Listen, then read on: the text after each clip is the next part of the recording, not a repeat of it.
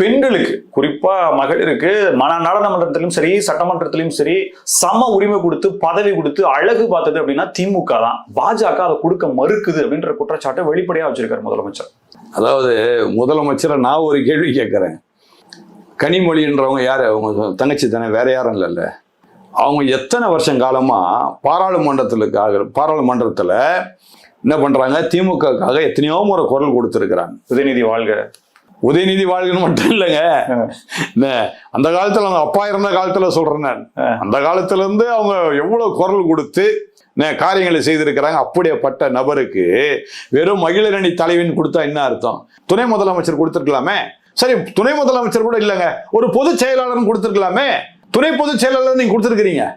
திமுகல பொதுச் செயலாளர் கொடுத்திருக்கலாமே, ஏன் கொடுக்கல?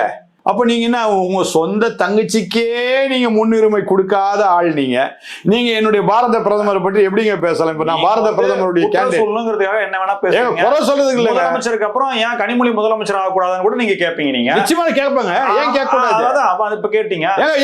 நீங்க தானங்க சொல்றீங்க மகளிருக்கு முன்னுரிமை கொடுக்கல பாரதிய ஜனதா கட்சி. நீங்க தானங்க சொல்றீங்க. நீங்க முதல்ல கொடுத்தீங்கன்னு நான் கேள்வி கேட்கறேங்க. நீங்க முதல்ல கொடுங்க.